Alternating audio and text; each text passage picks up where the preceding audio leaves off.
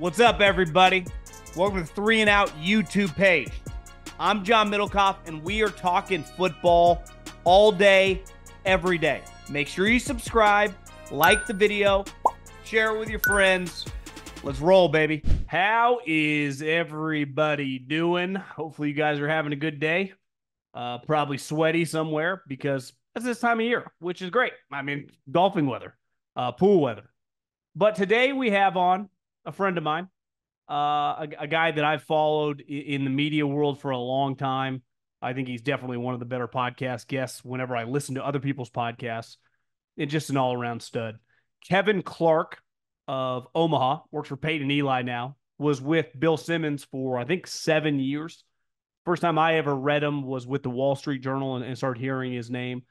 But love this guy. He's got a lot of interesting opinions, and he's just all around entertaining. And I wanted to talk a little bit about, just his career path, because we get asked those questions a lot on this show, and just some different interesting stuff beside football, which we also will dive deep into. So Kevin Clark of Omaha Productions. Last week he was walking around behind Scotty Scheffler on ESPN Plus. Not gonna lie, I'm pretty jealous. I would love to do that job. But before we dive into Kevin, I got to tell you about my friends, my partners, and the official ticketing app of this podcast, Scotty Scheffler. Do you want to go to a golf tournament? Is there a golf tournament coming near you? About halfway through. They finish at East Lake. There are several other tournaments. I think another one in Memphis. That's pretty hot there. But baseball games, football games this fall, concerts. Do you want to go to a concert? Are you a Swiftie? Probably not. Are you into Justin Timberlake? I know he's going on a big tour. It looks like he's having the time of his life. Comedy shows. Obviously, some of the up-and-coming comedians that are kind of making it big now, pouring all over the place. So if you want to go to an event, enjoy yourself, have some pops, have a good, night out during the summer, I got you. Take the guesswork out of buying tickets with Game Time. Download the Game Time app, create an account, and use the code JOHN for $20 off your first purchase. Again, here's the key. Create an account and redeem the code JOHN for $20 off. Download the Game Time app today. Last minute tickets, lowest prices guaranteed. Okay, here with media mogul. He's been everywhere from doing the Bulls and the Bears of the Wall Street Journal to working for Bill Simmons, now at Omaha with Peyton and Eli, and probably the biggest Orlando Magic fan that I've ever encountered. And, my memories of the Magic, when I was a little kid, I had a pair of Magic shorts because of Shaq and Penny. And then Eldrick Tiger Woods, I think, left Southern California. Well, I guess he was at Stanford at the time and moved to Orlando. And I remember him sitting courtside at a lot of games in the early 2000s. Yeah. So we've got a lot of celebrities who worked their way in. Like Ian Poulter was a big Magic fan for a long time. I assume he still is. Then we'd have like Darrell Revis when he was with the Bucks would come to a bunch of games, but he wasn't a fan. He just wanted to watch games. It's a little bit like you see this a little bit like with Las Vegas Raider games, where it's like there'll be someone in a suite and they just want to see football. And so like Justin Verlander would drive over from Lakeland when they're doing spring training, but Tiger was the fan. And I remember this like it was yesterday. Most Magic fans have forgiven him. When the Magic played the Lakers in the finals, and Tiger was courtside all the time and was like rooting for him, and we would always take the pom-pom type deal we had and knew the players. And then he released a statement basically like, I'm going to be neutral in the Lakers Magic finals. And as you can, I will not. He's like, I hope both teams do well. Sorry, bud. You're done. You're done to me. And they moved to Jupiter like a year later. Tiger's a sneaky big Raider guy. It's probably been a rough little stretch for him the last 20 plus years. But, he's one of the rare super famous guys that really, probably in the 70s and 80s, a lot more famous guys were rocking that. Mm-hmm. Pretty rare these days, to have a guy of his fame still rocking the silver and black. Not a ton of people opting into Raiders life right now. No, I think I want to ask you about a lot of stuff, but I want to start with this because we'll talk about your story here in a minute. You've got to know a lot of people. You're like this ultimate hybrid, right? You love golf and you do stuff with golf. I know you're a big F1 guy, but football is how I really got to know you.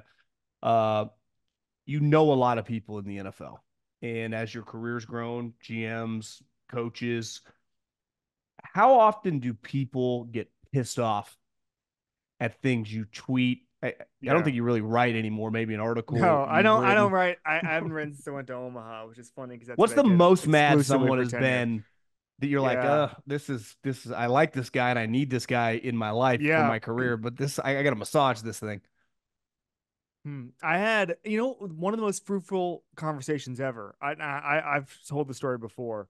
A GM called me in 2016, and I had said their defense was horrible in September, and I think he had spent a lot of money on this defense and all that stuff, and he starts screaming at me. A tweet or an article? Oh, I said it on a pod. Said it on a pod, and it got back to him. I guarantee you, he was not listening to the pod. Maybe a PR guy or something had told, or it got written up. You know how it goes. It gets written up now in the local kind of aggregator type deals. Anyway, said it was horrible, and he called me, he yelled at me for the first 30 seconds, and I said, "Listen, man, come on the pod. Like, I don't want to go back and forth with you. I've said my piece, you've said your piece. Come on the pod, and we'll do this." And he's like, "I'm not going to do that." And I said, "Okay."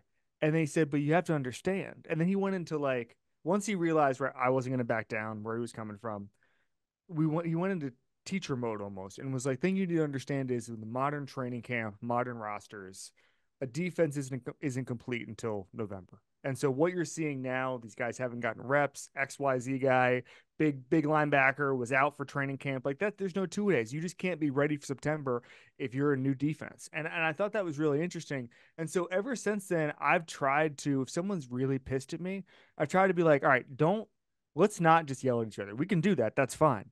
But I think the most important thing is getting to a place where we understand each other.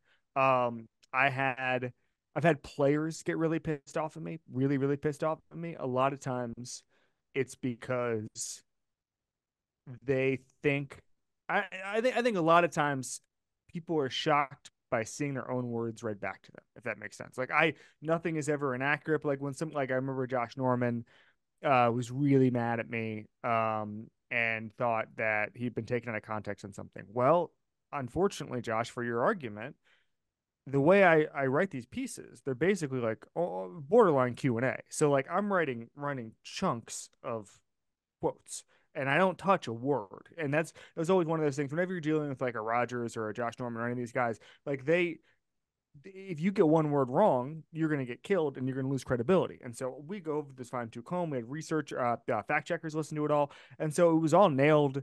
Like it was completely rock solid quotes. It was just that Josh didn't like the way the quotes were being perceived. And I think you get that more than anything, which is guys are talking and I think guys get comfortable with me, frankly, because I'm a pretty chill You're a nice dude guy, you know? and yeah, a nice guy. And like I also tell them up front, like, hey, this is what we're doing. I'm never trying to trick anybody because I can get better quotes by just establishing what exactly it is I'm looking for, as far as what the piece is going to be. And so a lot of times it's that I've had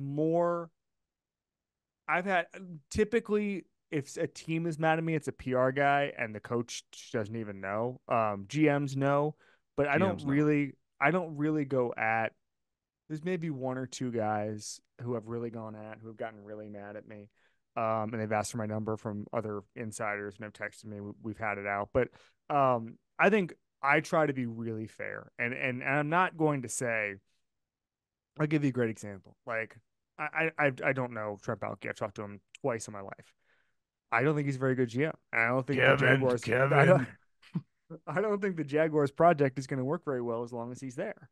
But if he called me, I wouldn't say, "Hey, Trent, I think you're a clown." I wouldn't say that. I don't think he's a clown. But here's what I'd say. I'd say XYZ. You haven't done this with the roster. You haven't done this with the roster. Trevor's getting banged up. Shouldn't have let Calvin Ridley walk. Like that kind of thing, where you just come from evidence based. As long as you always, I was saying this the other day about going on TV and giving all these takes.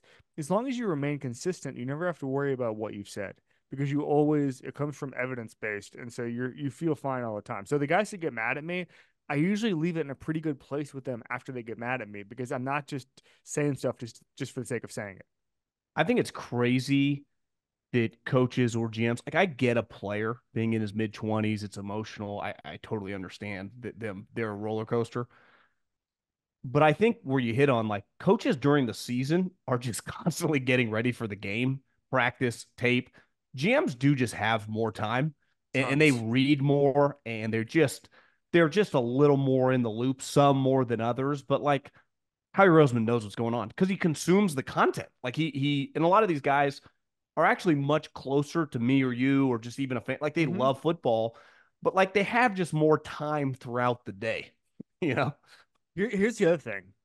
I don't think I think in basketball and baseball, there's more of a BS travel culture where X man 55-year-old manager X sees 55-year-old manager Y. They haven't seen each other in a couple months. They sit there and they BS.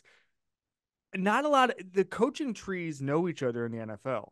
But other than that, guys don't really know each other. And so reporters become weird conduits between people, weird connectors. And like they want to know these GMs and coaches want to know what's going on as much as anybody. Like I'll give you an example.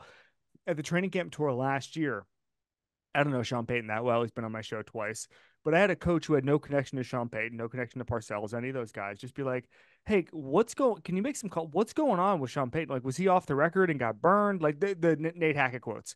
And I was like, I don't know. I can try to find out for you, but like those guys don't know who to ask. They don't know anybody. They don't know Sean Payton. And I think in the other sports, because those guys sit there in each other's offices for 90 minutes, or they sit there in the stands for 90 minutes and BS. Everybody sees each other all the time. You're all business in football, and you're not going to sit there. You don't even see guys for years at a time because of how the schedule goes. But you're also like, well, didn't Tom Brady like never play in San Francisco or something like that? That kind of stuff just happens, First and time, they would first never. time 2 years ago, I think. Yeah, yeah, yeah, and never with the Patriots. Yeah, And Purdy you beat him. just, yeah, yeah, and there you go. And but I think it's just a totally different culture where I always think it's funny, and you probably laugh too, where you'll see people on Twitter being like, "Oh, so and so sources is the water boy." It's like, no, man, the sources are the high level guys in these organizations because they love talking football and gossiping as much as anybody. You when you start at the Wall Street Journal and then doing the Ringer, and I know you went through a lot of training camps. Like for me, I got lucky. I worked for the Eagles and we had like 7 head coaches and a bunch of guys that went on. So I naturally got to meet a lot of guys. And then organically, I guess I kind of met some through the podcast that listen to the show. I get asked all the time, people that want advice on how to get in. Like you, when you start your career, I can't imagine you don't know that many people in the NFL. And at this point, like, how do you go about? Yeah, I've always hated the word networking because it yeah, feels so hollow. But like getting to know guys, just yep. impromptu. Is it just training camps, combine? Is it just people reach out to you from reading or listening to your stuff? So we had an editor at the Wall Street Journal named Sam Walker who is now doing some work for the Rams. Actually, if you read Jordan Rodriguez' latest embed thing, he's doing some stuff there, and he's done work with the Bears a little bit and stuff like that. He's not a football guy, but he's more like a leadership type guy. But anyway, when I joined the Wall Street Journal, this was Lord 13 years ago. He said to me, "We're not going to get the access of the New York Times, who at that point was our main competitor. We're not going to get the access of ESPN. You are not allowed to complain about access. You do your job. You come back with the story no matter what. And if you're in Green Bay and everybody's surrounding Aaron Rodgers, you have to go talk to 4 linemen and get the best Aaron Rodgers story possible without 20 minutes with Aaron Rodgers." And I thought that was just going to be me forever. But what ended up happening is the next time you come to Green Bay, Aaron Rodgers goes, "Oh, that story, let's talk because I read that story." And that happened in a bunch of different places. You're nibbling around the edges. Like Tom Brady's not going to give me 30 minutes. I didn't. I want to get this right. I don't think I met, even though I was on the NFL beat. I don't think I met Peyton Manning until I worked for him. Until that process started. And so, but what you do is you nibble around from a storytelling perspective. Peyton Manning is 30, mid 30s. He's already in the Broncos by the time I start covering the league. Yeah, yeah.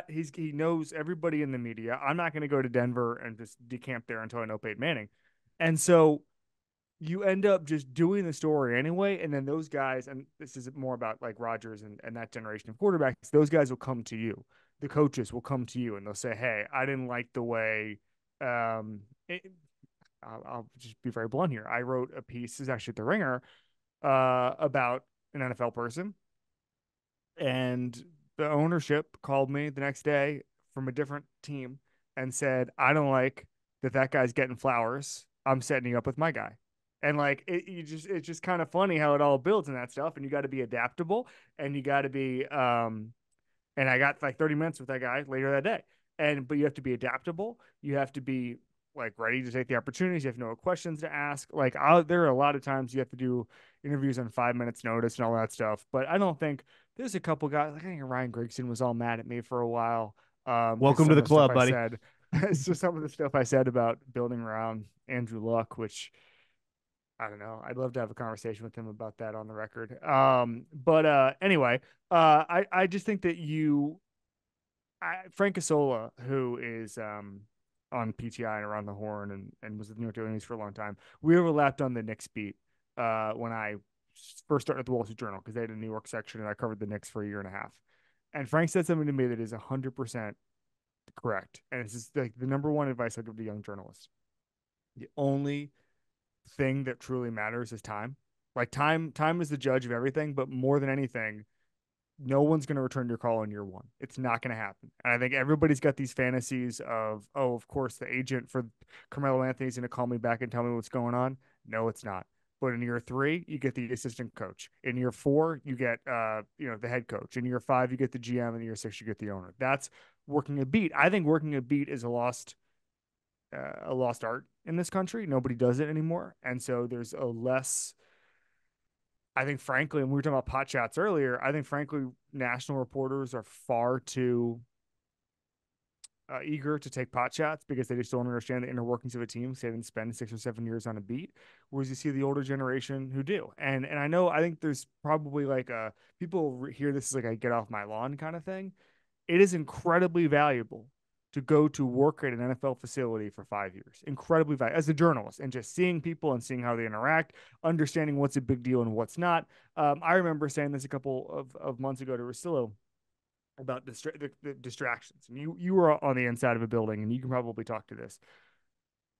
I always sort of don't entertain the concept of distractions because the stuff that is a distraction that never gets out on winning teams would blow your mind. And I had people call me after I was on Russillo and were like, dude, you wouldn't believe like how many superstars we had almost get arrested or how many superstars we had to, oh, this guy is, actually 2 hours away, at 8 p.m. the night before the game. And we have to send security to get him.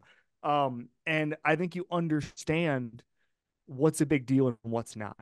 And what will break a team and what won't. I think the biggest thing before I started covering a team, I always thought that it was really easy for a coach to lose a locker room. Oh, we lost three in a row. I don't get it. When you're in a locker room every day, you realize it's most of these guys are just going to work, trying to put stuff on tape and trying to feed their families. That's it. And I think being on a beat is the most important thing as far as just understanding who these guys are. And I think it's a lost art. Well, like if you're a fan, obviously, like let's use Adam for example. He knows everybody. Every A GM, every beast. coach, A his beast. information. But I Yeah. also think like having been in the Bay Area for a long time, like I'd put Mayoko and Matt Barrows against like their knowledge and their like knowing of the owner, the GM, like their Anthony Slater who covers the Warriors, like that. When they write something, like they're not just they know what they're talking about. And a little inside baseball here, but you consider yourself a journalist. I definitely do not. The written word, you know, isn't it kind of crazy that in a weird way it's dead for a certain generation? You Yeah. could argue under 40. Like I wanted to get ready. I mean, I listen to you so much, but like I just typed you into YouTube and watched Yeah. something you do with Chris Long. I was like, I wonder what he's Yeah. hot Yeah. on. Yeah. I don't know when that. I think the interview was in the last month, Yeah. and it's just 10 years ago or whatever in this Yeah. spot, and I'm sure you've done this as well, you would have to read a bunch of articles. What's he written Yep. lately? What's he talking about? I would never do that anymore for the most part. If you were having a coach, if you're getting ready for a coach, how would you get ready? You'd watch some press conferences. Mm-hmm. You just consume. And I just wonder, do you think the written word is dead? It's dead as the primary thing you're going to do in your career if you want to have a modern career, if you want to write about football and tell 5,000 word stories and do it in a magazine, there's not that many jobs and you're not going to make that much money. Well, because the consumer doesn't want that. That's the Consumer thing. doesn't want. The only thing they'll want is really niche substacks for what they'll pay for. Excuse me. Yeah. They want. Listen, the customer's always right on the internet. Like there is a reason we're always writing about the Cowboys and stuff. Like they want like Dak Prescott contract updates. That's what they want. Okay, but what they're gonna pay for is information you have to have. Sports Business Journal being a great example. Everybody works in sports or around sports is going to pay any amount of money because they have to have it. That's why you've seen more sports business publications pop up in the last few years. Same thing with the fantasy stuff, where it's like these guys who charge for guides are making money hand over fist. What it's hard to charge for is, hey, I think the Cowboys will win the Super Bowl. Here's 10 reasons why. I'd have to find an advertiser if I was going to do a website like that, and I'd have to have such a huge name that they couldn't turn me down, and I have to put so much work into it that it probably doesn't pencil out.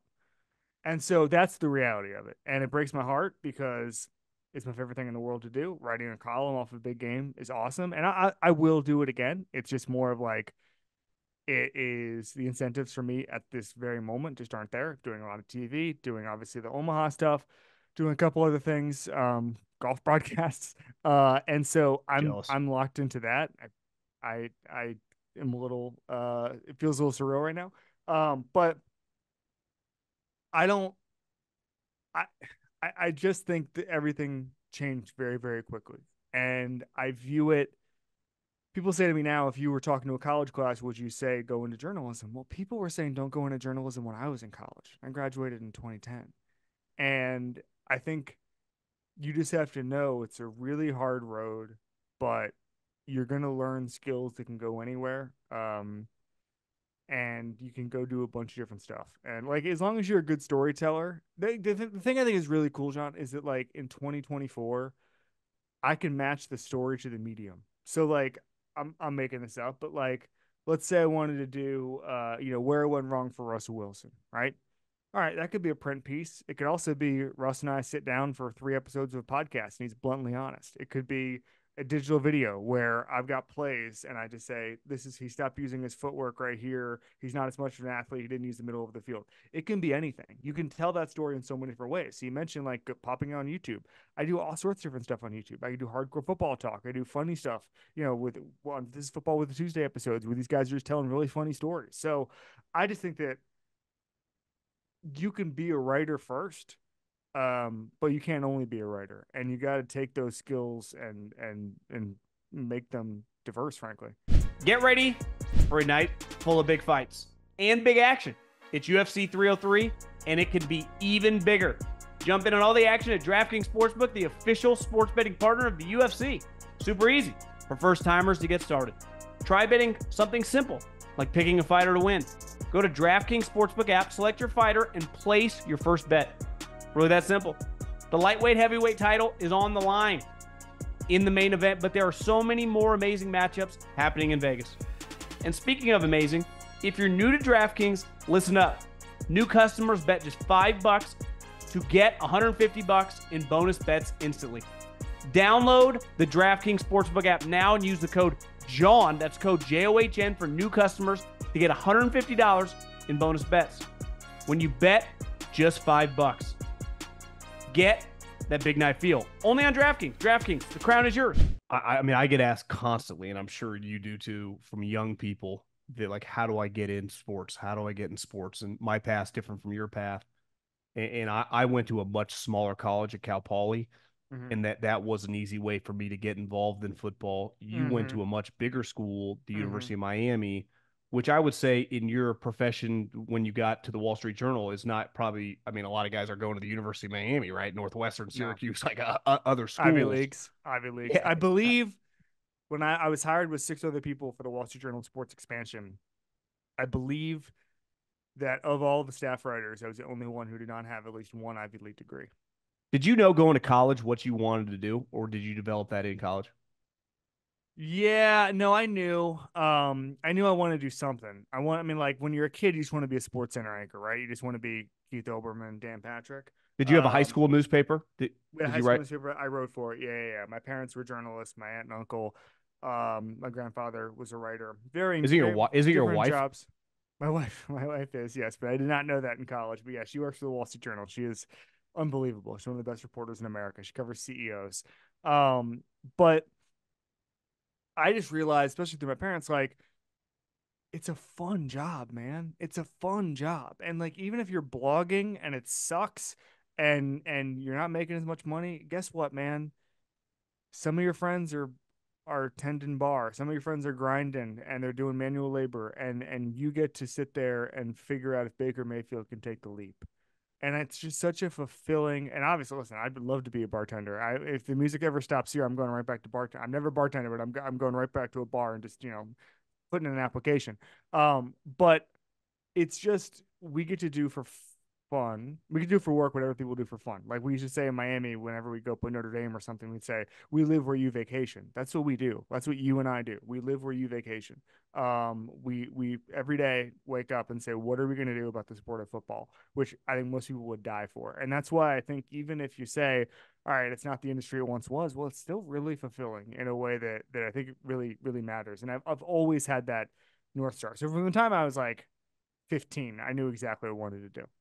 That's cool. Okay, let's start talking a little football. Yes, sir. I one thing I was thinking is obviously the Rory moment. We'll play this probably after next week, but it was awful. But you had a moment last year, and I rewatched the highlight of Mario Cristobal giving a thumbs Yeah. up on a run that led Yeah. to a fumble. That 2 plays later, the guy is running into the end zone, 3 point lead, where all he had to do was kneel the ball. Is there any difference of those two moments? Obviously, there's more on the line with Rory, but is that one of the worst moments in the history of one of the most famous programs in college football history? It was not good. A couple things on it. I've always thought I didn't know why he did it. He's done it before. He did it at First of Oregon, and all, he did they it at fumbled, I Oregon. think, too. Yeah. Don Chaney was down. First of all, his elbow was down, but that's no excuse. Just knee the ball. Somebody was the next day, I think on TV, said to me that was a fireable offense, and I said, "Well, let me tell you what Mario Cristobal is going to do. Mario Cristobal is going to get such good players that he's never going to have to be in a kneel down situation against Georgia Tech ever again with a one score game. Okay, like that's why you hire Mario Cristobal. It's not game management. He ain't Belichick. He's not Urban Meyer. He's none of those guys. Okay, he understands how to recruit and develop talent, and he gets really big guys and he turns them into NFL guys. And big humans. When I say big guys, I mean big humans and turns them into NFL guys. That's what it is. I was flustered at that whole thing. And I think he was asked about whether or not he was trying to get Don Chaney 100 yards, et cetera, et cetera. I thought it was just a brain fart. And I still really believe in the trajectory of that program just because, and this, like, if you've got a credible coach in a place where there are players, you will win. And that's Yeah. Florida, Florida State, Miami, LSU, Alabama, USC, if that ever gets off the ground in a meaningful way. If you can go in there and recruit your tail off, you will win. And so I'm still bullish on them. I just don't know. Uh, I hope it's this year. The kneeling thing you want to mention the Rory thing. I actually thought it was more like a Gary Anderson kick. I also loved with the Rory thing. He had made the season 460 out of 68 out of 468 3-foot putts this year, and he missed that one on 16. I think the 18 one was a little longer than that, but like that was just like a chip shot. Some people were comparing it to the Vikings Seahawks chip shot. Remember a couple years ago, and Blair outside when they Walsh. were Blair Walsh when they were playing at the University of Minnesota, and he just for whatever reason just sent it into nowhere. Like you have to make the putt. And I saw Rom today was like it's a much harder putt than it looks. Well, then make it on 16 when it was a gimme. I think we're putting way too much effort into relitigating 18 and that putt rather than just understanding. Like, and this is the whole thing, right? Like, I think it was in Jimmy Johnson's book. He talks about how John Gruden always used to talk about the catch in San Francisco, and he'd say everybody talks about the catch. Everybody talks about. Nobody talks about San Francisco's fourth quarter pass rush. Because if it wasn't for San Francisco's fourth quarter pass rush, there is no catch. And I think you always look at those sort of things, and it's like with Rory, it was you could tell just little mistake after little mistake. And Bryson was doing the same thing. He got up and down in 18. And so it was a really funny thing just to see how that all interconnected. Very, very football-esque. You could argue, and I was thinking about this the last couple of days, watching Mahomes or Josh Allen throw for 6 touchdowns or Steph Curry going for 50. It's a remarkable thing to witness. An absolute choke job or just a disastrous moment in sports is probably the most captivating TV. 28-3, Russell Wilson's interception, the Miami moment. You could argue that is by far Rory's missed putt. John Vander. There's nothing more riveting than just an implode. The Warriors 3-1, than implosion in sports because it's the ultimate reality TV. And you're like, this cannot be happening. This cannot be happening. And then it does. Well, I think golf is a different deal because very rarely do NBA players get the same exact look that a guy in an LA Fitness run would get. Maybe if he literally has a wide open layup, you just have to put it on the backboard, you're good. Like even the Patrick Ewing missed layup, we're not making that. Like we're not going through traffic, that we're not doing that. And so with golf, it's so different because you and I know how it feels. We know how it feels. And like I actually thought the other day about I was playing this really nice course in Long Island a couple of years ago, and I was just pars and birdies in the back nine. Needed to come up strong on the on 18, and I just topped it, and I literally had to remove myself from the hole, lost the match, and like we know what that feels like. And so when we see someone like Rory over a 4-foot putt that you and I make, and he can't make it, we know it's mental. We know it's mental. And that's the funniest thing. It's not mechanics. Like, even like I remember when Jake Knapp was winning his first tournament a couple of months ago. Oh, I bet on it. I won. There you go. But like he starts off on Sunday and he can't find the fairway. And it was so obvious that he wasn't using his lower body at all. It was all hands. He was not doing what you and I do. And it's just funny to process that in golf and be like, oh, I know what he's doing. Whereas in football, I don't know. Oh, Mahomes drifting too far to his right. What the hell does that mean? It's just so different. Golf is the relatable sport. And I'd say probably maybe tennis too, but it's just a completely different gravity there. So golf is a different. Watching someone choke in golf is so painful because we've been there. No one is clutch in golf. Yeah, and in football, I talked to Jeff Schwartz about this. Like in the Miami situation, most people are not blaming the running back. Like fumbles happen sometimes. You blame the coach, right? Think Seattle, Pete, what are we doing calling a pass play? 28-3, Kyle, run the ball, which is a little unfair. I mean, the head coach could have easily told him. We just in football, think about the Ravens, who they never were in the lead, but they were the heavy favorite going in that game. It's like, what are you guys doing? Todd Monken got more of the heat than Lamar. That's what's crazy about the sport, which to me makes football so interesting, is it's not just the players that are the main characters, the coaches and the coordinators, you could argue in the television show that is the sport, play a huge role, are main characters. Great point. Todd Monken. Have you seen the stat about the AFC title game with light boxes? Have you seen it? No, I have not. I don't even want. I lost $5,000 on that game. I can't believe he didn't run the ball. What are we doing? If you've never heard it, it's going to stop you in your tracks. So the Ravens ran 38 plays against light boxes in the AFC title game. Against just light boxes, 38 plays. How many of those 38 did they drop back to pass? Well, I looked at the box score the other day. Lamar only had 8 runs, and I would imagine 3 or 4 of those were on scrambles. So 80% of them? Yeah, no, 37. 37 of 38. So basically 97% or something? 97%. He had one ball carry where they were like, hey, there's a light box. We're going to take advantage of that. And that to me is almost like the Rory thing where it's like Todd Monken got in his head and he couldn't get out of his head. And I think that, and I think he's going to do better from that because I just don't think he can do any worse. You're going to understand it can't just be a Lamar passing masterclass. It can't be a running masterclass. It has to be a combination of both and finding that balance, talking to Lamar. Like I had Steve Young on my show a couple months ago, and he said, if everybody took a step back, and I know it's disappointing, but if everybody took a step back and so last year is a transition season for Lamar, one in which he won the MVP and made the AFC title game. If you frame it like that, it's a lot better because he was learning a new offense. He was learning a new style of play in some cases. And so I think I don't look at I'm somewhere in the middle. I'm not just on Team Steve Young there, but I do think that there's room to grow here. We can't just say, oh, Todd Monken's always going to be like this. No, you learn. You learn what to do when you're playing the Chiefs this time next year, or the Bengals or the Bills or any of these teams. I don't disagree. Like in theory, like Patrick Mahomes is a much better player now than he was 4 or 5 years ago when his stats were insane. But you only get so many moments, whether it's sports or in life, where you got to take advantage of. They Yeah. had the better team. They had so much momentum coming in. They're at home, and you had this great most. I knew a guy on the Ravens staff. They literally called the defensive coordinator boy genius. He's now gone. The defense was rolling. They played well in that game, beside a couple Yeah. drives, and you just don't get those moments back. It's like the Niners. Who knows? I hope they get back to a Super Bowl, but they might not. And they had two opportunities where they had chances to win both games, and it might not come around for a long time. So that's the hard part about football, especially with this isn't college football. The parity, the Yeah. randomness. Sometimes maybe you have a year where two balls bounce the other way, and it's the difference between 11 wins and 9 wins, and you miss the playoffs or something.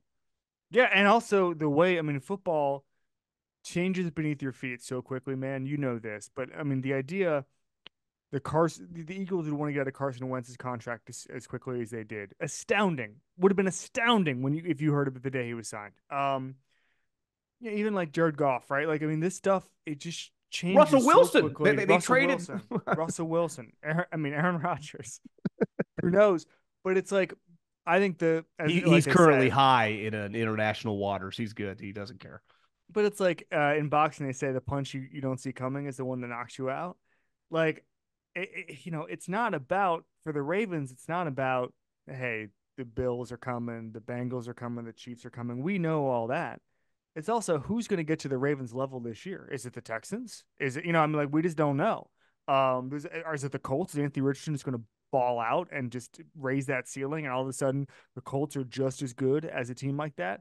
Like that's it's just completely it's just even more so than we give it credit for. It's a year-to-year league, and you have to take advantage of those. I just think that with Lamar, I just don't think that this is a short-term thing. I think he's going to be good like this for 4 or 5 years at least. I heard you talking to Chris about Jerry Jones and his all in comment, and it got me thinking. Yeah, Jerry's kind of like a podcaster. Like if you held me yeah, to something I said a month yes, ago, it's like I'm talking every day for an hour plus. Sometimes you're just riffing. That Jerry's like the owner version of a podcaster. Like if you hold him to everything he says, you'd be able to crush him all the time, which he does. But yeah, when he's saying all in, he's happy, he's fired up, like he's all in. I obviously that was misconstrued in the sense of like he was going to buy. He's just talking about like we're all in. We'll pay our yeah, guys, and I think it happens to Jerry a lot, and it would happen to every owner if they literally talked all the time like Jerry. Jeffrey Lurie talks twice a year. Jed yeah. York talks twice a year. They never. Mark Davis never talks Mm-hmm. because there's really no point to do it. But Jerry's a podcaster. He loves to talk. He just happens to be worth billions of dollars and owns the Cowboys.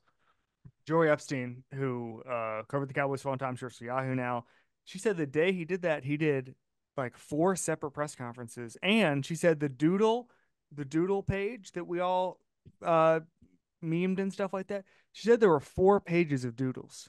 That's how long he was talking. He was doodle. He was like, oh, I'm done with this doodle. Next doodle. Next doodle. Like he just sits there. He's obviously not 45 years old anymore. He's I think a lot of times he's just kind of saying whatever. And I think that what's funny is because of the way the team is covered, and the team has to be covered because it's just so popular and they're just such a Yeah. boost to our industry. You have to talk about Jerry Jones's comments. You have to. If I was a Cowboys fan, I'd be very pissed off about that. Just the idea of like how often his comments are used against him when he's just saying whatever. These guys just say you can get them. There are guys so in the locker rooms you can get guys. There are certain guys that are really funny and characters. And if you're doing like an off the wall story, you can kind of get them to say whatever. You know these characters, right? Where it's Yeah. like I think Pernell McPhee was like this a little bit where he'd be like, "Hey man, I'll give you a great example, right? Justin Herbert cuts his hair and you walk. It's a goofy story like that. You know the guys to go to who are just gonna just say whatever you want them to say about Justin Herbert's hair. Oh, he's gonna he's gonna throw 30 interceptions this year, whatever. You don't put words in your mouth, but you ask the question and they just go along with it, right? And it's obviously these are all joking situations. You would never do this on a serious football topic, but with Jerry, you can kind of like you just listen to him enough and he'll say whatever. He'll say like you can get him to say, I think Jory was giving the example like something about how they can win with Cooper Rush or something like that. Win a bunch of games with Cooper Rush. Then they said like 5 seconds later said he couldn't win a bunch of games with Cooper Rush. Like just wait it out and you'll get any quote you want. That's the Jerry thing to me is just like giving him and listen, he's still sharp, still runs the team, all that stuff. But like he just kind of when you're available all the time in random place in the facility, you're gonna say a lot of stuff. And you take one thing out of context. I actually think that's really unfair, but I also don't think Jerry minds. Okay, Trevor Lawrence, you know a lot of GMs, contract negotiators, and the rule of thumb always is, well, the price only goes up. Well, if you Yeah, look at it like a stock, yeah, some stocks go up, but when they've had a bad year, you buy them for cheaper. And right. if you are uncomfortable, you just kind of let it sit and see what happens. You don't have to put your money there. For them coming off that season to approach it almost like, well, we think he can grow a lot. Why wouldn't they play it out another year when you're talking about this type money? And I Yeah, know and I was at the combine BSing with Doug. Obviously, they really like the guy, but I don't quite understand the rush at that price to do it after year three. complete agreement. And I also don't think there's some generous metrics where like he had the most like EPA or something taken away by drop passes last year or whatever. He's been failed a little by the supporting cast, but No I just one want to thinks he see. sucks. I No one mean, thinks he it's sucks. just I want to see a proof of concept. He's never hit the highs of the CJ Stroud last year. He's never hit the highs of even a Jordan Love when you look at the second half of the season last year. I'm talking about from a eye test. Like I'm sure there's been games where he's 6 game stretch where he looks great. I just haven't necessarily seen that. I would have waited. I don't think there's a huge risk that you're going to end up cowboysing yourself where he all of a sudden is worth so much money. I mean, it's really let's say you give him so much money that let's say he has an unbelievable year, he's only going to make $5 million more. Like the that's market what I'm doesn't move saying. Why, that why, why much. wouldn't you take a deep breath and be like, It's okay, not throw like he's gonna 35 yeah. touchdowns? He's not gonna leave, and B, he's just franchise tag all that stuff. But then B, like it's just the downside is not that significant. It just really isn't. And so, um, I would have waited an extra year and just seen what it looked like with an improved, more veterans on the roster, all that stuff. I don't know where you stand on the all the different Purdy takes that have flown over the years, but I mean, his people have to be looking at that number. That had to be Yeah. pretty jarring for the Niners. I mean, I think they were probably Well, hoping they get back to there and they give him that contract. And now because he's been objectively better than Trevor Lawrence. without a doubt. But here's And my if he question. wins a couple more playoff games, I mean, are we talking about $225 million guaranteed for the young Mr. Irrelevant? Here's my question about that. So I've always said this. I said this about Tua too. I say you get Kyle and Mike McDaniel in separate rooms with their GM, and you say you turn off the sound recording devices, and you just tell them truthfully, honestly, how many guys can you do this with? Do we have to pay this guy $55 million, or does it make more sense to go get veteran X or draft pick Y or draft 3 quarterbacks and see what happens? And I'm not saying the answer is going to be like it sounds like Mike McDaniel loves Tua and really believes in him. It sounds like Kyle Shanahan's the same thing. I would just go through that process and say, hey, before we start talking 50 to $60 million with our quarterback, let's find out what the play caller who is helping him quite a bit thinks about it all. I would just ask that question and I go from there. Well, it's never happened, Right. right, with a young guy you've drafted that you've had some success with. So do you think it ever will? No, I mean like you think about it, I remember Barnwell wrote a column about how they should do it. maybe they did with Jared Goff, and Kevin Demoff at Sloan was joking about that and just being like, man, Barnwell is really trying to get us to do it with Jared Goff. And guess what? Not only did they sign Jared Goff, they made a Super Bowl, and more or no, they made a Super Bowl before that. But more importantly, they traded him and got an asset for it. Like they don't win the Super Bowl if they don't re-sign Jared Goff. They were able to make something of that contract. Is someone ever going to walk away from a quarterback? I mean, it might happen with the Cowboys, just in the sense that they probably aren't anticipating the market Dak would have this time next year. And if he actually reaches free agency, they're going to get caught flat-footed because there's going to be a bunch of teams who say, "Hey, you know, we're going to give." Like Jeremy Fowler and I did a show this morning, and he thinks Dak is going to command around 60. Brother, I think that's low. I don't think a true free agent is going to move the market $5 million. I think he's going to move the market $15 million. The only bet. Look at what Cousins did back, years ago. 100%. The only saving grace is twofold. One is that a lot of the desperate teams have not have solved their quarterback problem, and so maybe they don't want to go out and give Dak Prescott $280 million for 4 years, whatever napkin math I'm talking about right now. That's one thing. And the other thing is, I hate to say it, but a Lamar situation where owners just kind of agree not to change the structure of how they pay players. And there's a word for that. One question I get asked a lot in the mailbag is how many quarterbacks, if there was just a hypothetical, every player's a free agent and you were in the draft order, one guy said, I think 20 quarterbacks would go. And then I started thinking about it. My number was probably closer to 10 to 12 before, Nick Bosa or Myles Garrett. Oh, yeah. I mean, the better question to me has always been, where would you take Kyle Shanahan or Mike McDaniel? Well, you would take those guys. I mean, are we sure on Mike McDaniel? Yeah, I know you like the guy. I think I am. I'm not saying he's bad. I'm not saying as he's a quarterback, as a quarterback accentuator. Yes, I am sure. Would you put Mike over LaFleur after last year? Pretty big year for old Matty and LaFleur. Yeah. Yeah, I think they're 1A, 1B. Oh, in that not 1A, 1B, but I think they're pretty much tied at this point. They got it. They both have to. Someone wins a Super Bowl and they'll break the tie for me. They're both really good. Okay, let's do that. You put the Shanahan crew in this hypothetical draft. Obviously, the Mahomes, Allens, Lamars, Herberts, Caleb Williams. We all know. So let's just pick the number 10, 11. Those guys are going over to Jared Goff. Like, are you taking Kyle Shanahan over Jared Goff? You probably are, right? Without a doubt. Sean McVay.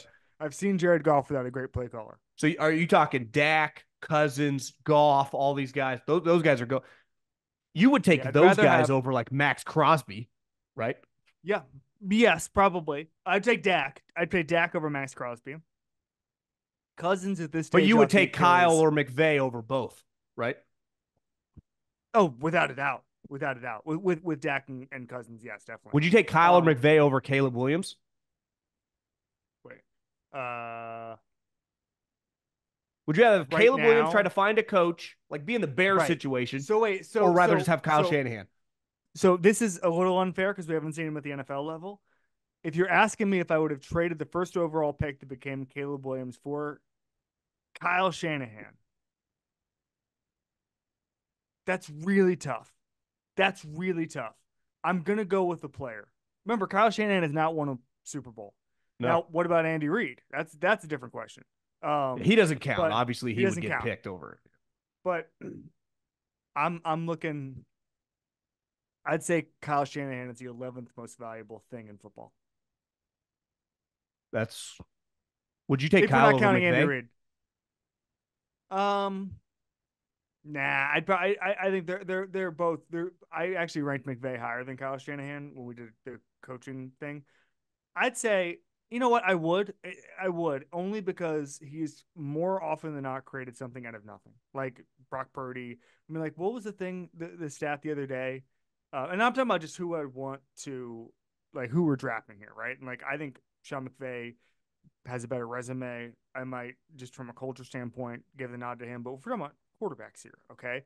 Isn't there a stat that, like, of the 10 best yards per attempt guys in history, like Kyle Shanahan quarterbacks are like four of them. I'm talking like the most random guys. And like Garoppolo's up there. Like he creates something out of nothing. And I think that's the hardest thing to do in football. I think one thing him and McVay share is, I mean, look at the way the Rams just drafted. They really like defense. And this has always been an Andy thing. Like his great teams have been good on defense. That first iteration of the Chiefs when Mahomes got there wasn't as good, but what they've become, his Eagles teams, like they will have no problem if they have the number 2 pick, like drafting a D tackle, right? Mm-hmm. I mean, and some offensive coaches they struggle with that, and that's to me a big question with LaFleur and McDaniel is can they figure that out? Because if either one of those teams had a good defense, they would be a problem, and that's my hesitation on the Packers this year. Like one, the short sample size with Jordan Love, even Mm-hmm. though in a short sample size he had moments where he looked like freaking Aaron Rodgers, their defense over the last 15 years has just been a major problem. And obviously, they're used to playing in the cold. It is a huge question mark with the Dolphins. It's not necessarily their fault. They play in Miami. There's no way to prepare for it. But Well, all the good yeah. AFC teams are freezing cold come January. And more than anything, they retooled the roster this year, lost some pass rush depth. And so me caping for McDaniels is like it's kind of crappy for me because they're not going to look that great this year. They're You not think going to they take a make the leap. playoffs? I'd have to look. Um, probably, They'll be right probably. on the fringe where they've been Yeah, 6, 7 seed, right? yeah, yeah, I yeah, would yeah. I would probably agree. I think I'd they're go going to 9, 10 wins. it's going to take them another year to get the roster where it needs to be, especially in the post Tua contract era. So I'm expecting long success from McDaniel, not next 12 months. Okay, I'll get you out of here on this. The kickoff rule. I think most people weren't quite paying attention. Then they kind of started seeing some highlights. You're like, this is Yeah, yeah, yeah. probably going to be pretty sweet.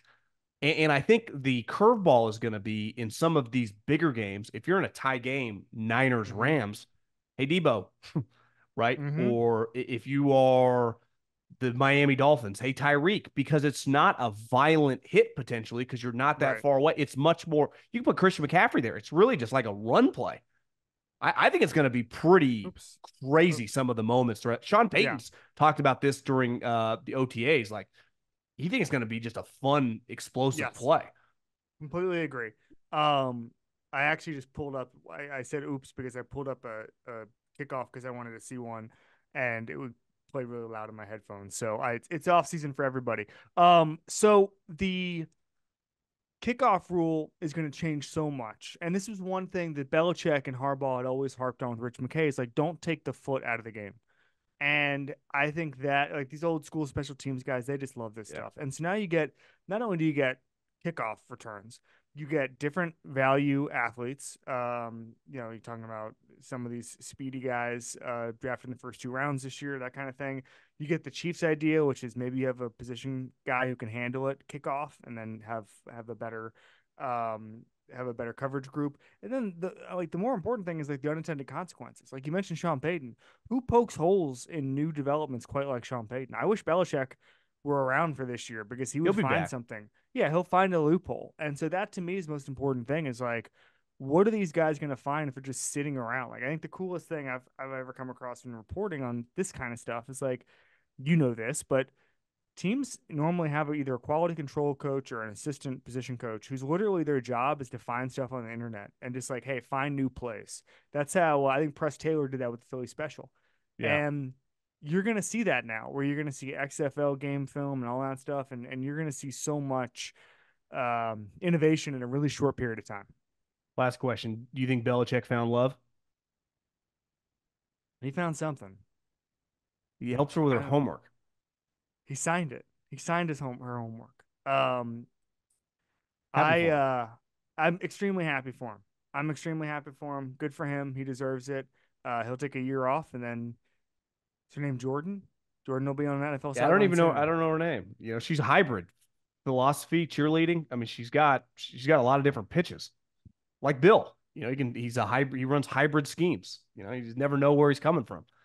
You Okay, never know. Kevin. The more you can do, the more you can do, as Bill Belichick said. Have a great summer. And where can everyone find your stuff? Yeah. At by Kevin Clark on Twitter, same on Instagram, and a very seldom used TikTok page. Omaha Productions. This is football episodes all through the summer. Then we'll ramp up multi episodes going into training camp. Tell Peyton and Eli say hello and take it easy. All right. See you, man.